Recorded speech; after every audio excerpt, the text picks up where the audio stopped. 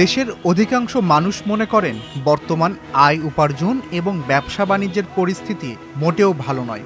বাংলাদেশের ভবিষ্যৎ নিয়ে হতাশা রয়েছে প্রায় অর্ধেক মানুষের মনে, যেখানে 1/3 কিছু বেশি মানুষ এখনও আশাবাদী।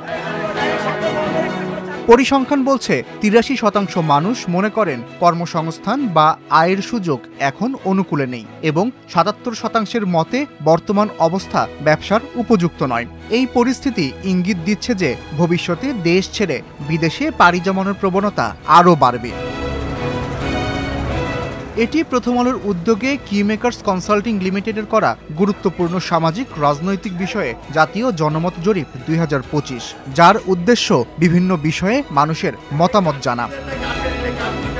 দেশের আর্থিক ও সামাজিক উন্নতির সম্ভাবনায় 34.4% মানুষ হতাশ এবং 11.3% মানুষ খুবই হতাশ।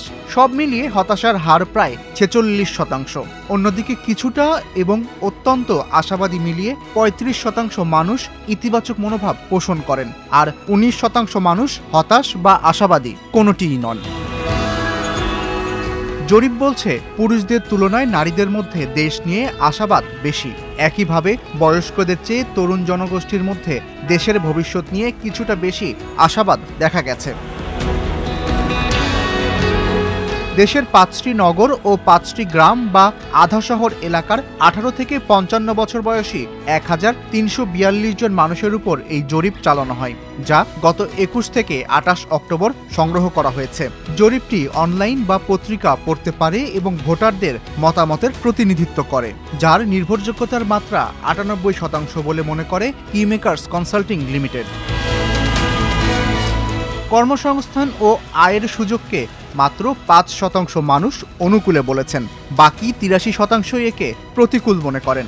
নারী পুরুষ সবার ধারণা একই, তবে উচ্চ আয়ের মানুষের তুলনায় নিম্ন আয়ের মানুষ পরিস্থিতিকে বেশি প্রতিকূল মনে করছেন। ব্যবসা বাণিজ্যের ক্ষেত্রেও 77% বেশি মানুষ পরিস্থিতি অনুকূলে নেই বলে জানিয়েছেন।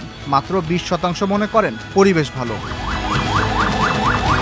আগামী নির্বাচনের পর সরকার ভিন্নমতের প্রতি সহিষ্ণু হবে কিনা এমন প্রশ্নে 54% মানুষ আশাবাদী, তবে 24% মানুষ হতাশার কথা জানিয়েছেন। ঢাকা শহরের মানুষ এ বিষয়ে বেশি হতাশ, তবে নারীদের চেয়ে পুরুষরা এবং বিশেষ করে 18 থেকে 24 বছর বয়সী তরুণরা রাজনৈতিক সহিষ্ণুতার ব্যাপারে বেশি আশাবাদী। নির্বাচিত সরকার কি দলীয়করণ, দুর্নীতি ও স্বজনপ্রীতি থেকে বেরিয়ে আসবে? এ প্রশ্নে প্রায় 52% মানুষ আশাবাদী এবং 27.5% হতাশ। তবে সুখবর হলো, দুর্নীতি ও স্বজনপ্রীতি থেকে বেরিয়ে আসার ব্যাপারে নারীরা ও কম বয়সীরাই সবচেয়ে বেশি আশাবাদী।